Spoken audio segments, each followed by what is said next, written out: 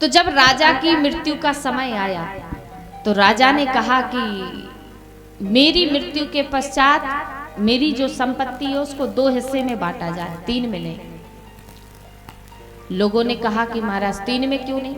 बोले 3 में से जो एक बेटा है वो दोगला है। बोले वो हमारे आचरण पर नहीं गया। बोले दिखता कुछ और है, करता कुछ और है। ऐसे व्यक्ति को कहते हैं दोगला, जो बाहर से कुछ और दिखाता हो, अंदर से कुछ और करता हो।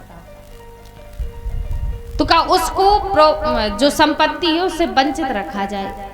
वो इतना कहकर राजा की मृत्यु हो गई। राजा ने नाम नहीं लिया। अब बड़ी बड़ी जो आस पड़ोस में नगरों में लोग रहा करते थे उनको बुलाया। जो राजा की अंतिम बात थी उस परिस्थिति को रखा। बोले राजा मृत्यु के समय कहकर गए हैं कि 3 पुत्र हैं और हमारी संपत्ति को 2 हिस्सों में बांटा जाए। एक पुत्र दोगला है, उसको ना दिया जाए। कहा ठीक है, अब निर्णय कैसे हो? अब उसमें से एक व्यक्ति बड़ा समझदार था।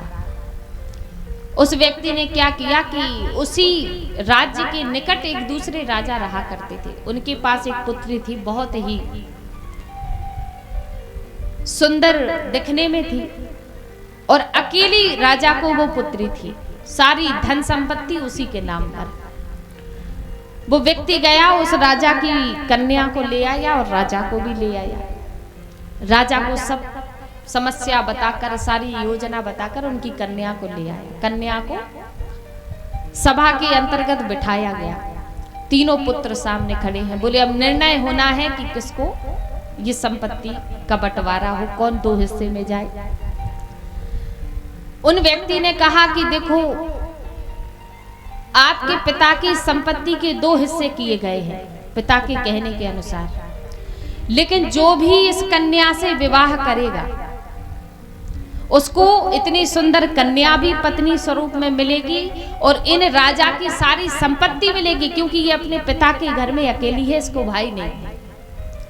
कन्या मिलेगी, सारी संपत्ति मिलेगी, और जो इस कन्या को स्वीकार नहीं करेगा उसको अपने पिता की आधी आधी संपत्ति मिल जाएगी।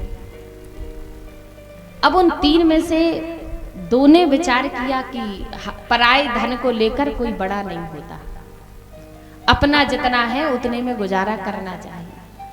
लेकिन जो दोगला प्रवृत्ति का था उसने विचार किया कन्या भी मिल रही है और इतना धन भी मिल रहा है, पिता की संपत्ति तो 2 हिस्से में बट जाएगी तो कम कम पड़ेगी। यहाँ तो बड़ा लाभ है, कन्या भी, पत्नी भी मिली और संपत्ति भी मिली। वो तुरंत से बोले हमको संपत्ति नहीं चाहिए, हमको तो ये कन्या मिल जाए और राजा की संपत्ति मिल जाए।